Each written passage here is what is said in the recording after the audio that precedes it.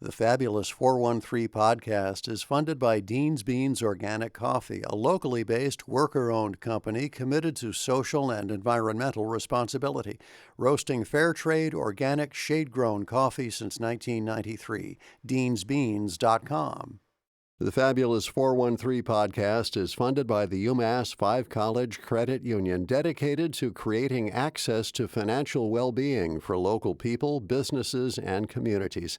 Insured by NCUA, umass5.coop. Welcome to the Fabulous 413. I'm Monty Belmonte. Khalees Smith will be back from the Big Ears Music Festival in Tennessee tomorrow. Later in the show, we'll meet the CEO of Trans Health, Joe Irwin. Tomorrow is Trans Day of Visibility, and we'll hear about how this Western Mass-based healthcare organization is innovating when it comes to gender-affirming care across the country.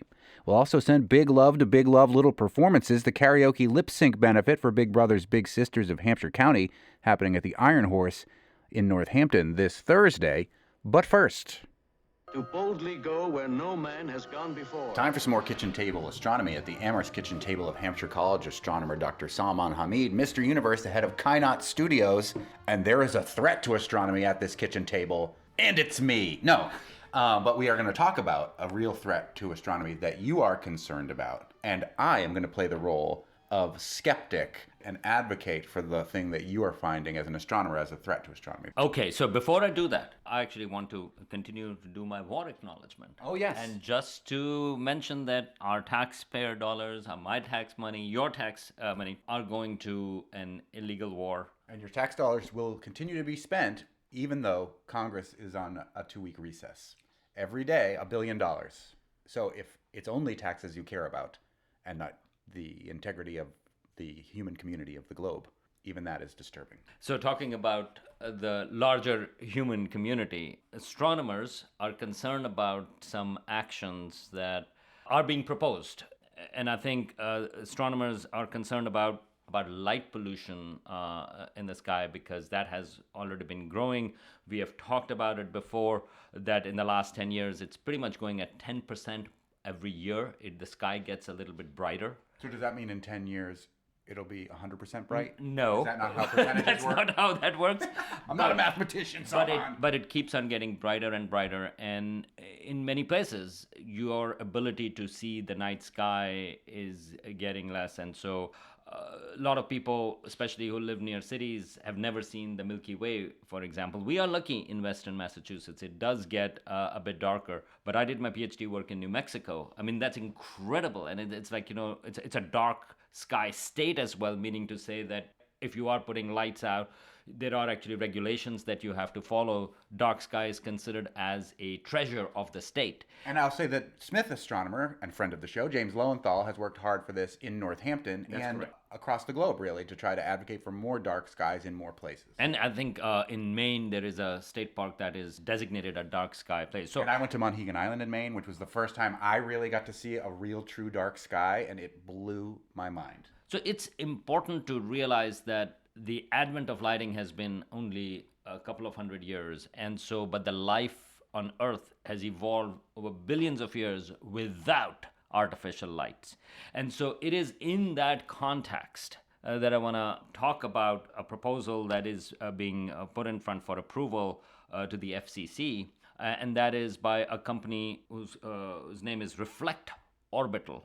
And what they are proposing is to put tens of thousands of mirrors in space to reflect light onto the Earth. You can go to their website.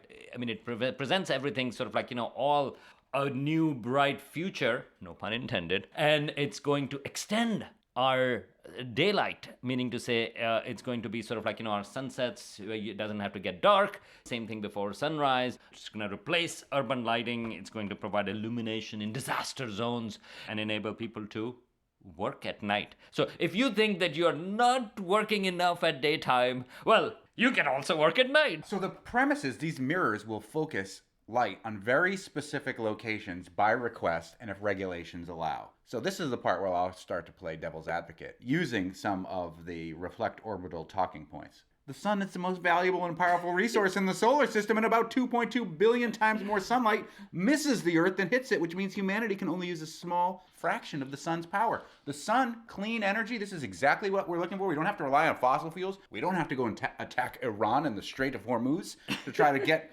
energy prices low. We can just use mirrors in outer space to focus on our little solar panels on our houses, and there we go, free, clean energy. What's wrong with that? Well, so again, in theory, all of those things are correct in the sense that, well, yeah, a lot of sunlight is going away from the Earth, and some of it falls onto Earth. And if we have talked a little bit about it, Monty, this idea of Dyson sphere. I was going to bring that up, and I love it. Freeman Dyson, who was a physicist, and he says, well, advanced civilizations, energy would be the most important resource, and what they would do is exactly what you said. Hey, why is the sunlight going wasted? And so they would build, for example, a large sphere that could basically harness every single photon that is emitted from the star. Imagine a huge capsule around our solar system capturing every photon of energy from the sun. That's the concept of a Dyson sphere, and it's also one of the answers to Fermat's paradox, why, if the universe is so old and so vast, there should be other intelligent life, and why haven't we found it? One reason might be because the intelligent life is so intelligent, it built a Dyson sphere, and we are not seeing anything from them because they're capturing literally all of their energy. And people have looked at sort of like, can they detect that? Well, we get distracted, but coming back to this particular reflect orbital thing, because that reflect orbital is our Dyson sphere. It's our first step in the right direction, Saman. Some people do think that. Yeah. But here is one of the things that come in. It is very hard to focus light, what they are saying, reflect orbital, that it's only going to illuminate, for example, a 5-kilometer region. You can imagine having this thing, if you are directly in its sight, it's going to be brighter than a full moon. Mm-hmm. And again, this is at nighttime. If you are looking at an angle, then it is estimated that it's going to be close to the same brightness as Venus, as the planet Venus, which is the brightest object in the sky other than sun and the moon. Mm-hmm. And they are talking about tens of thousands of these objects that are going to be in the sky. So astronomers are, of course, worry about the bit that, well, it's going to screw up ground-based telescopes that are there because our technology to detect faint things has increased. And so we can actually really look at faint things in the sky. For example, the Vera Rubin Observatory that has just started, that's going to scan the entire sky every 3 nights. I mean, in general, satellites right now are causing problems because you cannot remove the impact of the streaks that they produce. I mean, when I was doing observations for astronomy for research in the late 1990s and early 2000s, occasionally you would have to throw away an image that you have taken because it takes 30 minutes or 45 minutes of an exposure time. So occasionally a satellite would show up into this tiny portion of the sky that you are looking up. And you cannot do anything about it. But now you can just go out at night and you can see crisscrossing patterns of satellites. And so in general, it's just a problem of satellites, Starlink and things like this there, let alone something that is designed to increase the brightness on the Earth and, of course, on the night sky as well. But what Reflect Orbital is saying is that they'll maintain strict exclusion zones for astronomy in sensitive environments. Why wouldn't we believe this corporation that wants to put all these things in the sky? And this is something that we can actually learn from radio astronomy as well. So we are talking about visible light, the light that we can see. But of course, one of the key ways we have known about the universe is through radio astronomy. And in particular, radio astronomy is important because you can actually detect hydrogen gas through radio astronomy. And astronomers have raised their concerns about a lot of the communication satellites that go up because of the signals, because they can actually overlap onto the frequencies in which astronomical objects are, but close to those are also frequencies that are used for communication. Mm-hmm. Like radio frequency, like you're listening to right now, perhaps. It is an invisible light that you are experiencing in your car or home unless you're listening online. So a lot of the communication companies have promised or had promised sort of like, oh yeah, we are going to stay away from it, or it's going to be close, but not we'll be very tight. But as it turns out, actually there is a lot of leakage that happens. I mean, it spills over to other wavelengths or other forms of light in that way. but there is no enforcement mechanism. So we know actually from radio experience that it's very hard. And again, astronomers versus large tech companies that do communication stuff, it hasn't been a fair fight in that sense. Right. Even when we tried to detect background wave radiation from the Big Bang Theory from Einstein, a lot of the times it didn't work was because of interference from other industries that use radio technology. And now we are talking about, if you go to the Reflect Orbital website, and I do recommend, I would say just go there. It looks like being designed that is inspired by those dystopian science fiction films where right in the beginning it tells you, oh, everything is going to be such great. We have come up with these methods. And of course, if you remember in these dystopian films, they always say, of course we have taken into account all the bad things that can happen. And you see, here are our fail-safe methods. And of course, that is the first third of the movie. Right. Because then the bad things happen. And so here, I know that all of the tech billionaires really care about everybody else. So I'm sure they are really concerned, if something goes wrong, they'll fix it. It's going to be fine. It's going to be fine. Speaking of tech billionaires, we have talked a lot about SpaceX and the technology and innovation that SpaceX and Elon Musk has brought to space travel. We've also talked about some of the more problematic things like Starlink, which has positive things too, which is giving internet to places that have been difficult to reach, including Iran, in the midst of the protests before we invaded them. Starlink was working to try to make internet more accessible there. But Starlink and the thousands of satellites that they've launched has affected astronomy. Elon Musk is up to something else in outer space that is also going to have an impact on astronomy. Well, so now Elon Musk has shifted his focus from Mars to near Earth orbit and on the moon. And what he wants, which he announced, is about launch of about 1 million data centers in space. AI now, or artificial intelligence now, is the main component of focus of a lot of these companies, which requires enormous amount of energy. And it requires enormous amount of these data centers that are on Earth. And it requires a large amount of fresh water on it to keep them cool. But one way of avoiding it is to put these data centers in space. Great idea, Elon Musk. It's cold in space. Because it's cold in space, but of course, it costs a lot more. So in theory, the reason why it had not been done partly was that it would cost about 10 to 12 times more if you place these data centers in space, because you have to launch them, you have to maintain them, so on and so forth. But SpaceX, one thing that it has done successfully is to have an infrastructure that can launch a lot of satellites. Mm-hmm. And they also have existing satellites in Starlink. So what the plan right now that Elon Musk has suggested, and this was in January, is to first have these data centers and about 1 million of them by 2035. Going back to this situation that you have these in orbit, they are also reflecting light. They are also shining. They're not like Reflect Orbital, which is actually actively like a full moon sending light. Nevertheless, these are also a part of our night sky that is going to be there. So that is being proposed. It's also a threat to astronomy, but brighter lights like Reflect Orbital or having worse light pollution, for example, those are not just terrible for astronomy. I just want to, and Professor James Lowenthal of Smith College would always emphasize on that. It is terrible for our ecology. It is terrible for life that is not humans as well. Even if you don't care for other animals, it's also terrible for humans because of the stress it induces, the sleep disorders it produces. So having a night sky is actually crucial. Satellite communication, as you mentioned, it's a tricky thing because some places rely on that. There is no other infrastructure there, and so a thing like Starlink would be beneficial. But what I would suggest is we are first creating a problem and then trying to solve the problem by polluting the sky. But if the issue is getting bandwidth or broadband to communities, well, I'm sure some of these billionaires, and Elon Musk is supposed to become a trillionaire soon, they can actually afford to set aside a few $1 billion to get broadband reach on the ground without from space. Good old-fashioned cables.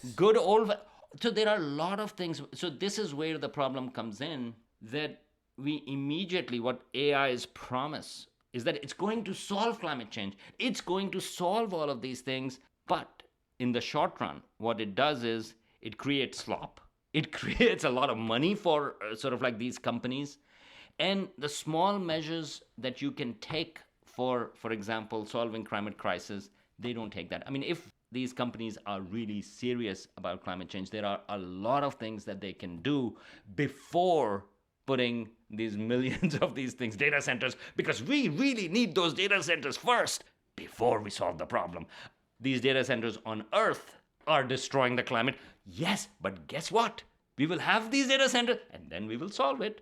So it's the first step, the simpler steps that actually tell you the intentions of these companies, whatever they promise. Are they taking those small steps that you can believe rather than the far-fetched future that they are selling at the expense of our present? There is no shortage of excellent dystopian fiction in literature and film form that has been warning us about all of these things for so long. We're literally getting to the point where the Matrix, where we're like, oh, well, let's let AI take over and maybe we need to scorch the sky. This is happening in the US, and a lot of these companies are based in the US.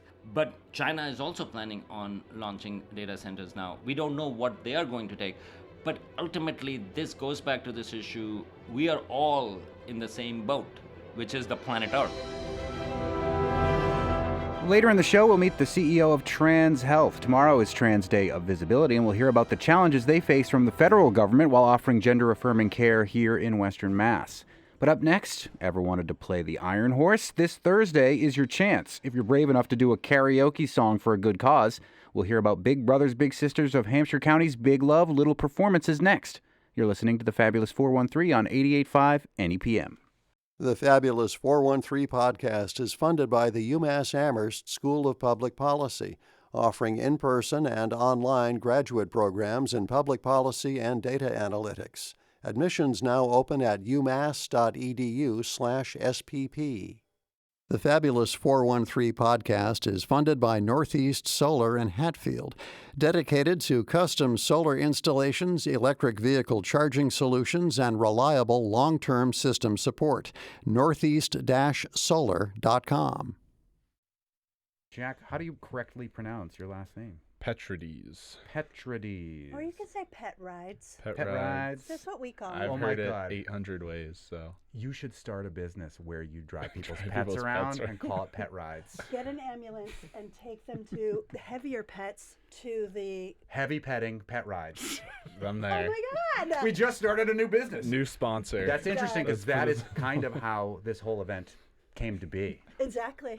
Welcome back to the Fabulous 413. This Thursday, April 2nd, is the 4th annual Big Love Little Performances at the Iron Horse in Northampton. It's a lip sync and karaoke fundraising event benefiting CHD's Big Brothers Big Sisters of Hampshire County, featuring celebrity contest judges delivering their verdict for the best crooners. Inspired by love, this celebration will bring together bank executives, government officials, baristas, school teachers, and anyone who wants to be able to claim that they, quote, played the Iron Horse. The event will be emceed by Greenfield Savings Bank's Tara Brewster, comedian Kelsey Flynn, and me. And we're joined by Ann Walsh, Development and Partnership Manager for Big Brothers Big Sisters of Hampshire County, Tara Brewster, Director of Philanthropy and Vice President of Business Development of Greenfield Savings Bank, who is the creator of this event, Jack Pet Rides. No, what is it really now that we've said it wrong a million times? I've told you anyway is fine. That's Petrides, but if I am starting that pet rides business, then I need this free publicity. Jack Petrides, the new advisory board president for CHD's Big Brothers Big Sisters, who's been a big for several years, and the legendary Bob Lowry, founder of Bueno Isano Restaurants,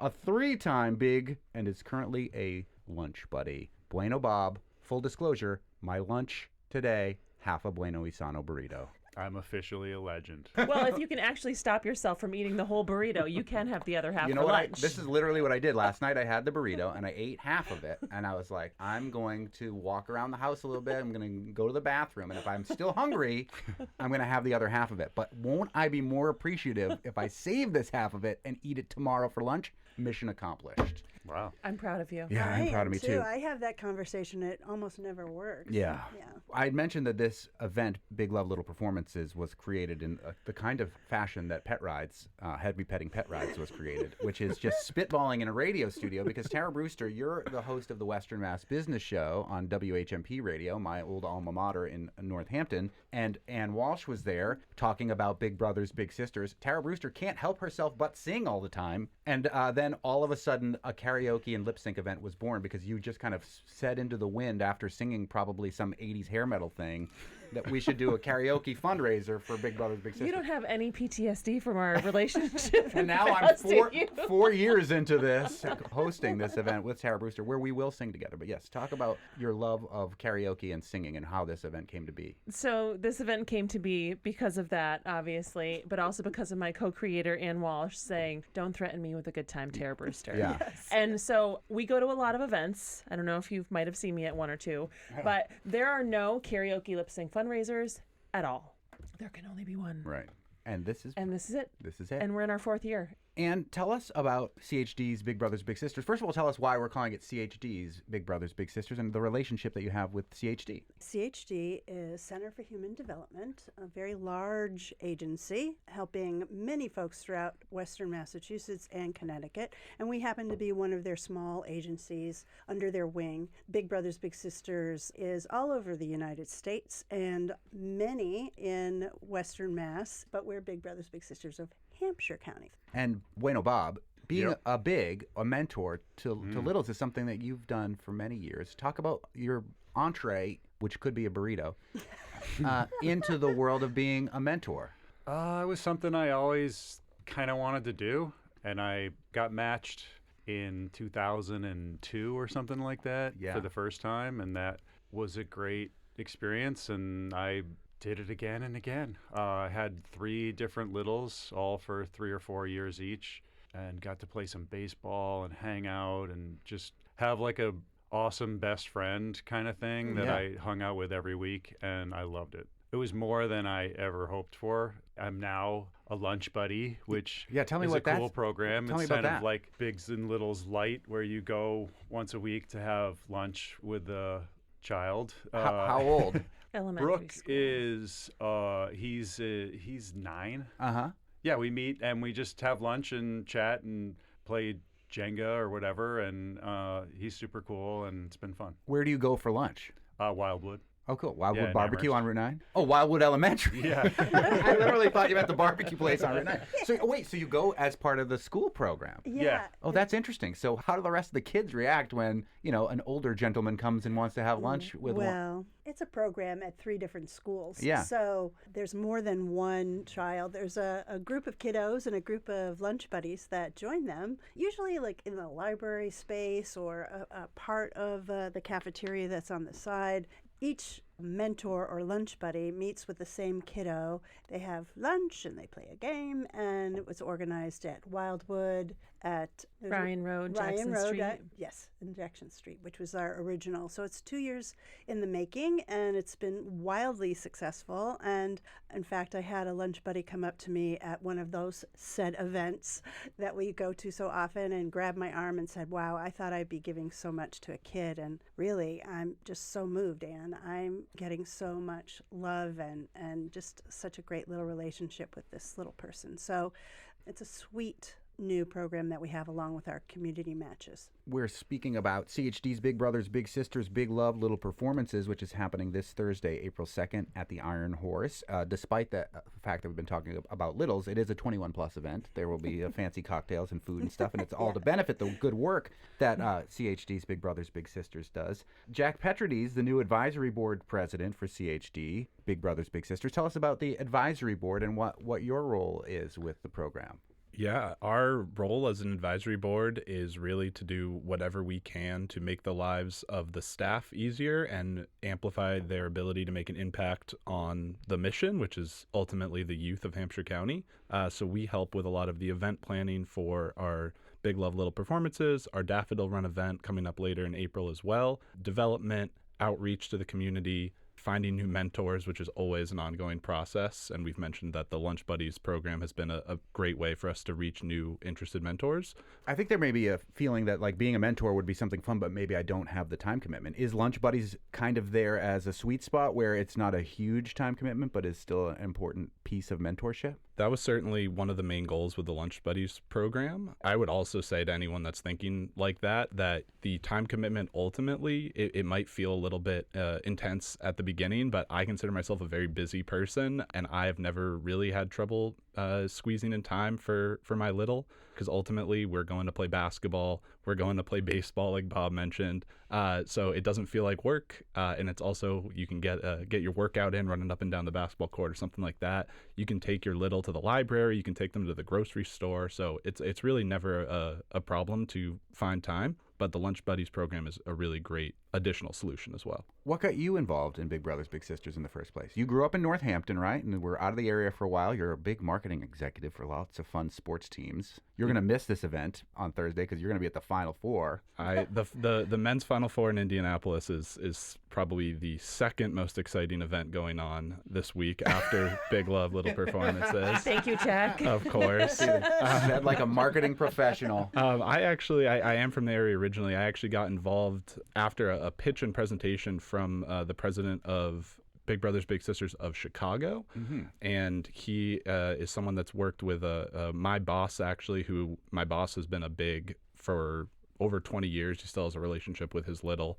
He had this president of Big Brothers come in and present to us and kind of explain the impact that you could have. And I thought this was a great way to make an impact while also doing something honestly fun, where I'm going and I'm playing sports and I'm going to the library and doing things that I wouldn't mind doing on a regular basis and have a noticeable impact on a young person's life. We're talking about CHD's Big Love Little Performances, and Tara Brewster, one of the creators of this event. Apart from creating the event, do you have a formal role with CHD Big Brothers Big Sisters, or just karaoke is your role? Just a friend. Tara is if you don't know, a notorious do-gooder in our community. If there is a do-good organization doing something good, Tara Brewster, and then using the might of Greenfield Savings Bank behind it, is often involved. We are going to do a duet. We are. Yeah, should we reveal what that is? Well, do you want to tell them the theme first? Yeah, tell us the theme. So the theme of this event on the 2nd of April is Only Queens. Because we just had a No Kings Day over the weekend. That's but right. Queens Yeah. are still allowed. Yeah, Queens are going to be out and in force on Thursday. And you and I are going to do a little Stevie Nicks, Tom Petty combo song. Which is interesting because last year I did it in total drag. So you'd think I would do drag for this Only Queens event. But I had to do drag over the weekend for the Back Porch Festival. So maybe I'll just... Been there, done that. I'm going to Tom Petty it up. I'm going to can't wait. channel the other aspects of my the multitudes that contained within me. Oh, stop dragging my heart around. And not in drag again. And Queens is in, the S is in parentheses because also it's a nod to the group Queen. Nice. The ultimate I'm Queen. stealing the Freddie Queen Mercury. poster from your old studio for this event. Nice. I asked Barb. Barbara Kushka, longtime traffic director at the Northampton Radio Group, has been there since 1969 and is probably listening to this in her office right there, even though we do not work for that Hi, Barb. company anymore. Love you, Barb. Hey, Barb. Tell us about some more of the dignitaries that will be part of this event. Ann Walsh from pretty CHD's Big exciting. Brothers Big Sisters. Wow. Well, we always have a great lineup of judges, and this year is no exception. We have Claire Higgins, former mayor of Northampton, also former executive director of Community Action. We also have Chelsea Klein, executive director of Cancer Connection, lovely person. We have Colby Gardner-Levin, who is the, I don't know exact title, but communications director, I guess, in Western Mass. He's for Congressman Jim McGovern's man in Northampton. Yes, exactly. Okay, yeah, I like that title. He's the one who gets all the emails after listeners come up with questions for the show when McGovern is on. I have to forward them to Kobe Yeah. so that the congressman can follow up with them afterwards. Yeah, such a great guy. And last but not least, we have John Page, who's the executive director of the Amherst Bid. Nice to get him across the river. Yeah. One of our performers is Jacob Robinson, not to Executive spoil director it, but of the Amherst yes. Chamber. So I don't know how he's going to feel about being judged by John Page, the bid director. Oh, but wow. it might be a little bit of like... So it's just a turf war in another town. I Yeah. love this. It's like the Sharks and the Jets. Maybe we should do West Side Story. Next year. Bob I love West Side Story.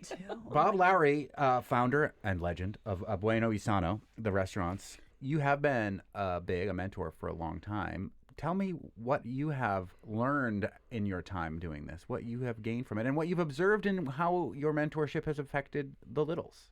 Well, I'll tell one story. So my second little was named Joe, and he was like 9 when I met him, and it was 3 years that we were meeting all the time. One of the first things we started doing was playing baseball. I was like, I'm going to get a whole mess of baseballs, and we're going to go down to the park, which is what I wish my dad had done with me. Is this? Oh, now we're unpacking this. Is this why this is something important to you? Yeah. Okay. My dad's a great guy. Yeah. But we didn't play baseball that way. Yeah, Anyway, yeah. so we go down, hit a bunch of baseballs. Then we did this many, many times, and then he ended up on a team. And the first year that he was on the team, they won the championship. Wow! And it was so cool. Oh my and God! It was a big thing for him. And that is incredible. So What I was going to say about Bob and about the Big Brothers Big Sisters program is that it probably helped you be a good dad. Oh yeah, it was So- definitely dad practice. Yeah, Bob is a great dad and Bob is a great human in our community, but he was with the program before he had kids, so he had an opportunity too, I think, to be a mentor, be a dad like figure to kiddos in the community before you actually had to experiment and try on your kids. So if they're ever mad at you and they're complaining about something, you can say, "Listen, I've had practice doing this." Yes. The thing is that when you hang out with these kids, they kind of like grow up to who they're with. And it's really fun. They're just like your friend. They don't act like they're 10 years old. They want to just be themselves, and it's awesome. What about you, Jack? You have been a mentor or big for a while as well. Tell me what it's meant to you. Yeah, I think really similar to Bob, it's just been such a great experience having just a genuine friendship. My little is, Ann knows him. He's hilarious. It is always a surprise with him, but he's also just always game to go out and do whatever, play basketball, play baseball, do a science experiment, play music. He is just multi-talented, really fun, and is just a great kid. And it is really cool watching him now, having been matched for over 3 years, watching him grow up, because he did pick up the trombone for the first time in the school band when I was first matched, and now he's really, really good at the trombone. He won the championship in trombone, like Bob's little did. And he won, Coincidence? I think not. No, the Big Brothers Big Sisters Trombone Accelerator Program. Yeah. But no, he's just incredible. He was at my wedding last year. Wow. So he is just a part of the family. I feel a part of his family. And it's just been great getting to know him, and he's gone from 9 years old to now 12 years old, which I think is a massive 3 years for anyone, for a young person. So it's been great. Ann Walsh from CHD's Big Brothers Big Sisters. If people are interested in being part of the program, becoming a big, getting a match, becoming a lunch buddy, what should people do? Go to Be Big Now. That's the easiest thing for you to remember, and you'll be directed to our program. I did want to say that these gentlemen are talking about sports, and for anyone who's listening and interested, our caseworkers do a really great job of matching people. That's why they're called matches. They put intentional thought behind what a child is interested in. Lengthy, thorough interviews are done on both sides, and they find out what kids are interested in, and they think about, who's on the roster for becoming a mentor and match them well. So you don't have to be a sports enthusiast. You can be, but just going out for ice cream, collecting rocks. We have we have a match that's one of their favorite things to do, is just go out looking for rocks. And the commitment's only 2 to 4 hours a month. Tara Rooster from Greenfield Savings Bank, architect of Big Love Little Performances happening Thursday at the Iron Horse. Let's reveal one other little tidbit about a notable celebrity who will be performing something on Thursday. Should we mention what the district attorney is plotting? So D.A. Sullivan, not to be confused with the contractor or building in Northampton. The actual right. district attorney. District Attorney Dave Sullivan. Dave Sullivan, D.A. Sullivan, who is such a champion of children, helped to found both of the children's advocacy centers in Franklin and Hampshire County, and has been just a fierce advocate for kiddos and mentorship, and especially Big Brothers Big Sisters, is being awarded an award, which happens at our event every year. Bob Lowry over here won a couple years ago. As part of that, we knew he would be on site at the event, and so we asked him if he would perform a song, and he said, "Why, sure. You can do it better than me. I haven't tried. Thank you. Monty, I want to do a song at Big Love Little Performances." So if anyone's ever heard D.A. Sullivan speak, it might be a little bit like that. Nice. But anyway, so we're all going to support D.A. in a song. It might be lip sync, it might be karaoke, but the best part about this event is that it can be either. We had Hannah Reckschaffen from the Greenfield Business Association last year, who did Wicked, who blew the socks off of everyone by lip syncing. She lip synced to Defying Gravity, and I was like, no, there's no way a lip sync is was going to win over this thing, but she knocked everybody's socks off. It Oh was my God, unbelievable. It was incredible. And so there's going to be yummy things to eat. You're going to see a lot of your friends, a lot of community people. And, you know, like you said in the beginning, you get to say you performed on the Iron Horse stage. Right. I mean, hello. But you don't have to perform. You can just go and experience it and watch all of us make fools of ourselves for a good cause. And don't expect after work karaoke. These are little performances. These are people who have practiced, have costume, are putting all their emotion into the song. So this is I think bad karaoke is my favorite thing anyway. So it doesn't matter what level of effort they put into it. Even if it's terrible, it's amazing. It's so much fun. Tara Brewster from Greenfield Savings Bank, one of the co-creators of this event. Bob Lowry, a big and the founder of Bueno Isano. Jack Pet Rides / Petrides, the new advisory board president for CHG's Big Brothers Big Sisters, who's also a big, and Ann Walsh from Big Brothers Big Sisters, Hampshire County. It's Big Love Little Performances. It's this Thursday at the Iron Horse in Northampton. I'll be there singing, and maybe you want to come and support this great organization too. Thank you all so much for coming in. Thank you, Monty.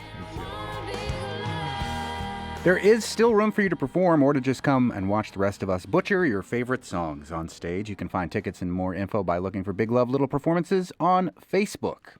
Up next, in anticipation of tomorrow's Trans Day of Visibility, we talk with the CEO of the Western Mass-based Trans Health, Joe Irwin. You're listening to the Fabulous 413 on 88.5 NEPM. Welcome back to the Fabulous 413. Tomorrow is the Trans Day of Visibility, and in anticipation of it, we welcome to the show the CEO of Trans Health, Joe Irwin. Trans Health is the only independent nonprofit healthcare organization in the United States devoted solely to serving trans and gender-diverse communities, with a comprehensive healthcare center that supports and empowers trans and gender-diverse individuals and families.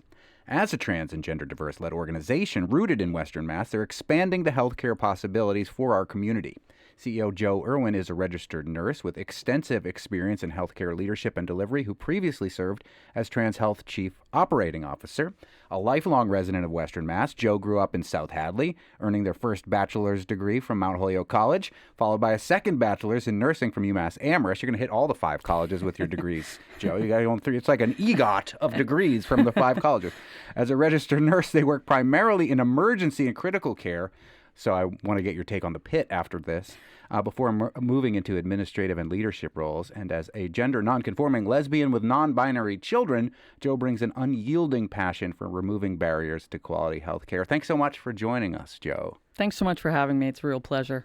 Let's start with the Trans Day of Visibility and why that is something that is important. It's tomorrow. Yeah. Yep, it's tomorrow. You know, it was founded in 2009. And the idea is to celebrate the resilience and the joy and the presence of trans lives. And honestly, you know, what do we need more now than anything as trans people right now, which is an opportunity to celebrate joy and to be visible. I mean, a lot of times you hear people saying that they don't know a trans person, and I would posit that perhaps they just don't realize they know a trans person. Mm-hmm.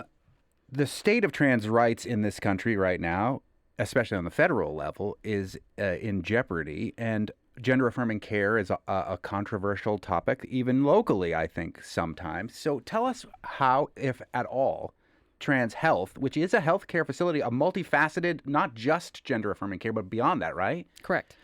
Tell us how you interact with the federal government and sort of the Medicare, Medicaid aspect of things. Sure.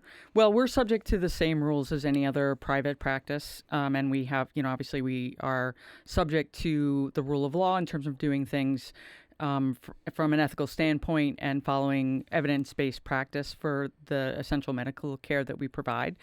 We do have some patients who are coming with Medicare, Medicaid, CHIP insurance. So we do get some, that is pretty much the sum of the federal funding that we get as compared to some of the other organizations who have large burdens, if you will, of funding coming from the federal government, which are at risk in this time and place. Is there pushback when a trans person is trying to use Medicare or Medicaid with Trans Health, or Is it? Not with Trans Health at all. No, we take virtually every insurance. But I mean, from the federal end, if they were yes. to catch wind of it, would it be a problem? Well, it depends on what the insurance is. So, for instance, currently, not so much Medicare and Medicaid at this point, but we expect that coming down the pike with the Health and Human Services rules that we expect, or the CMS rules that we expect any moment now. What are those rules? So those are rules saying that large hospitals are not allowed to provide gender-affirming care to youth, so anyone under the age of 19, or risk losing all of their funding. And that is a huge barrier for care for trans youth all across the country. And then from a trans health standpoint, no, we don't have any pushback from the federal government at this moment in terms of using Medicare or Medicaid, but that the conditions of participation will also impact us as well. And what that means is if you provide essential medical care to a trans youth, that you potentially lose your right to participate in Medicaid or Medicare. So you could lose funding for the kid that comes in with a sore throat, or the adult that comes in who is not a member of the trans or gender diverse community. You could still lose funding for that if you're providing for even one trans youth. We're speaking with Joe Irwin, who's the CEO of Trans Health, based here in Western Massachusetts. There was a story back in February about Bay State Health saying that they were no longer going to provide gender-affirming care to youth. I know that then Trans Health stepped up and said that we do have this available. Can you talk a little bit about that relationship with some of the bigger hospitals in the area and how Trans Health may be able to fill that gap for folks who still need that? Absolutely. I think throughout Massachusetts, there are a number of large, typically academic affiliated hospitals which have gender care programs. And because of the impending rules that are coming down from the federal government, and what their federal funding is like internally, they are faced with an impossible decision. Luckily, because of our independent status and the fact that we do not rely a lot on federal funding, we are able to step in, and we expected and anticipated this. So in beginning of, or just before the end of 25, we hired 2 new providers, and we have 2 other providers, one coming next week and one coming in June, to be able to accommodate the folks that we expect at some point. We're already seeing some locally from Bay State and other organizations, and then we expect that there will be more when the CMS rules drop. From the other hospitals as well? Potentially, yeah. What about hospitals like Cooley Dickinson? What's their current status, or what's your relationship with them? We have a very close relationship with all the local hospitals, and Cooley is still providing. I don't know the numbers for them in terms of how many trans youth they're providing care for, but they have not stopped any care at this point. We're speaking with Joe Irwin, who is the CEO of Trans Health here in Western Massachusetts. Tomorrow is Trans Day of Visibility. Trans Health has a bunch of fun fundraisers and things coming up in the next month or so, but we'll talk about that in just a little bit. We're going to take a break here and come back and talk more about the Trans Health with the CEO. You're listening to the Fabulous 413 on 88.5 NEPM.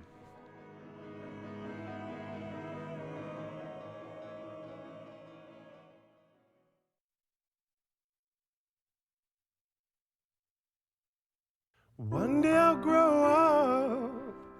I'll be a beautiful. Welcome back to the Fabulous 413. We're speaking with the CEO of Trans Health, Joe Irwin. Tomorrow is the Trans Day of Visibility, and the idea of gender-affirming care for youth is still a very controversial thing. The idea of gender-affirming care at all, for some, no matter what your age, can still be very controversial. I'll say that one of the major complaints that we get on the show is if we talk too much about trans issues, it's hard for some people still to wrap their minds around. But Trans Health does offer gender-affirming care for youth. There was even an opinion piece in the Globe today talking about this. What's Trans Health's status on gender-affirming care for youth, and why you believe it's important for youth to still be able to receive it? We see it as essential life-saving medical care for youth. And, there are not many other places in healthcare, with few exceptions, that are as regulated or as controversial as this care. And it is vital for kids who are questioning their gender identity or feeling that they're experiencing gender dysphoria, that they have a place where they can go, they can talk freely, and they can understand what that experience means and understand what their options are. And without that, we know that kids do not have great outcomes. They have many more mental health issues, sometimes including completing suicide, which obviously is the worst case scenario. But in terms of not being marginalized and not being made to feel as if they need to be invisible all the time, this life-saving care it is so needed and so necessary. And the fact that this is such a controversial issue, or really an issue at all, is still beyond belief for me. I can imagine if you're a parent and your kid is expressing a desire to no longer identify with the gender ascribed to them at birth, or however we would like to talk about it, that it could be a hard thing for a parent to hear. But what Trans Health also offers is counseling and conversations about these sort of things, right? Because I'm imagining that maybe puberty blockers and things like that aren't the right scenario for every single person. Can you talk about walking families through this process as a healthcare organization? Absolutely. And I think one of the biggest issues and one of the biggest sources or biggest items of mis or disinformation is that someone can walk in with their child and just walk out with their gender changed, or Right. they can have it changed at the nurse's office at school. So when parents bring their child in, there's a lot of upfront work that happens, including multiple conversations with our pediatric providers, with our mental health team, and understanding where this child is in their transition, what there is going on for them, and really talking the parents through what it would look like and what the options are. Obviously, parents should, in my opinion, and I think in many opinions, should have the right to decide, make healthcare decisions for their own children. And so there's a lot of conversation about what does it mean that my child would like to pause their puberty? What does it mean for their future? Can they stop that at some point? Mm-hmm. How does it impact their life going forward? So very in-depth conversations with the parents, educating them, in-depth conversations with the patient, educating them as well, and then providing the opportunities for them to choose. We're speaking with Joe Irwin, the CEO of Trans Health of Western Massachusetts. Tomorrow is the Trans Day of Visibility. Does Trans Health have anything planned for tomorrow in particular? We actually are closed tomorrow in honor of Trans Day of Visibility, and we have a number of our staff who are participating in some of the statewide celebrations. And then we encourage our staff and our community to go out and experience some joy tomorrow. There is a benefit happening on April 19th for Trans Health with the Queer Joy Chorus, who may or may not be joining us on tomorrow's show. I certainly hope that they will be bringing their queer joy. That is a benefit. And then you have a couple of other things as well. You have a big Freedom to Be Ourselves annual event on May 16th at the Academy of Music featuring Mercury Stardust. Tell us about Mercury Stardust. Absolutely. That's in celebration of our 5th birthday because we are only 5 years old. Mercury Stardust is someone that most people are probably familiar with from YouTube, and she's an influencer known as the Trans Handyman, and she is widely known for providing DIY instruction for different things around the house or in your life. And she has agreed to come and speak with us and talk about her journey and how she's gotten to where she is right now. And it is also to benefit Trans Health because, as you can imagine, we depend quite a bit on public support and donations to keep our doors open. And, frankly, our expansion is really depending on that in terms of moving forward. We absolutely need, especially with potential loss of the small amount of federal funding we get, we need donations and participation so that we can continue to exist and expand, and it'll be an opportunity to celebrate some joy. If you're somebody who has heard this conversation and wants to learn more about how to access the healthcare that Trans Health offers, or has a kid who may want to access it, what's the best first step? You can certainly go to transhealth.org, which is our website, and there's a place for you to submit questions and or register interest to be a patient. You can also call us at 413-341-9400, where you'll get our front desk and we can start the conversation. As a parent, I'm imagining that you've seen the transformative power that some of the things Trans Health can provide. Can you share, before we run out of time here, a little tidbit about how that has impacted you as the CEO of this organization? Yeah, I mean, as you said in the intro, I have a couple of non-binary kids, and I have watched. It has been very impactful for me to make connections with parents who are bringing their children to us, and really, possibly for the first time, getting the care that they need for their child, getting the correct name used and their pronouns used, and also seeing themselves reflected in our staff.